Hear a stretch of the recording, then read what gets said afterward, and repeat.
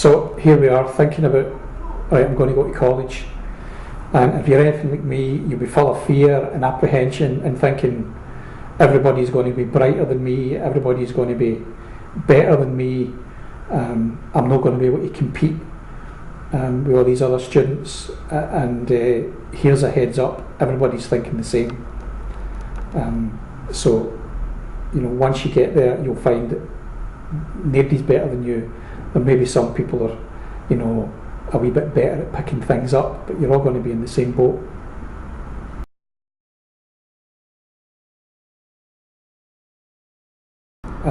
You know, there's a lot of folk think I'm struggling, but I'm not going to tell anybody that I'm struggling because I've got to deal with this myself. You know, they're going to think less of me because I'm actually asking for help. But actually, when you're engaging in support in college or university, nobody else knows that you're engaging in help unless you're telling other people. But I felt personally, I didn't keep it a secret, particularly with my dyslexia. I told everybody that I had dyslexia, and I found 90% of the time people were very supportive. They wanted to help, and they would want to come to study groups. And again, thinking about that, study groups are a brilliant way of getting forward and looking at a subject. 2 or 3 years coming together, you know, at the end of the day and talking at a particular thing. An occasion when I done it was looking at blood pressure. So there was 4 or 5 days, and we met every lunchtime for a whole week to practice doing blood pressures, because you can't get to do it all the time. And if you're doing it like that, then you know you become proficient in it because you're doing it. But that's by asking for help. Most folk will help you. If you ask for help, you'll get it. When you're in college, you're going to be a skint student, and it's not going to be easy, and you're not going to be partying every night. If you are, you're going to have a thick head in the morning, aren't you? But again, speaking from personal experience about, you know, when you're at college, you just need to accept the fact that whilst you're there, you're not going to have a lot of money.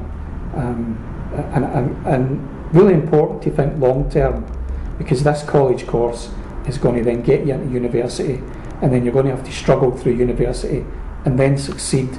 And then once you've done that, then you're going to be able to get yourself a half decent job.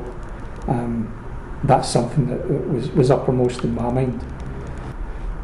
But you know, it's just accepting the fact that you're going to be skint, you're not going to have loads of money, and just getting on with that. You know, I think I managed to survive in 10 grand a year when I was studying. 10 grand isn't a lot of money, but that meant I was studying 5 days a week, and then I was working every weekend, so you don't get much time off either. And again, you just need to get the head down and get on with it. I managed to achieve it. It wasn't easy, of course it's not easy. I'm not for 1 minute saying it might be, but it's something you need to think about, is once you're committing to taking the course on, that I'm doing the course and I'm going to be skint.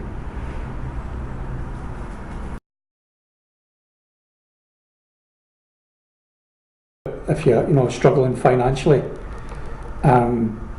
just try to discourage the idea about leaving the course because you're skint, because there is support there within going to your student services. There's a support thing called a discretionary fund.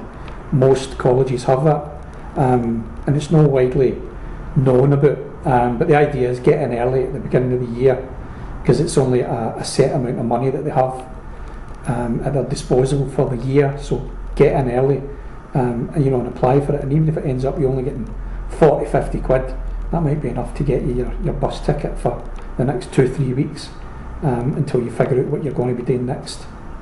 Another thing is the regeneration agency within the community. I would approach them, and they might be able to help you out financially, and even if it is simply to get you your bus ticket, then that's surely better than nothing.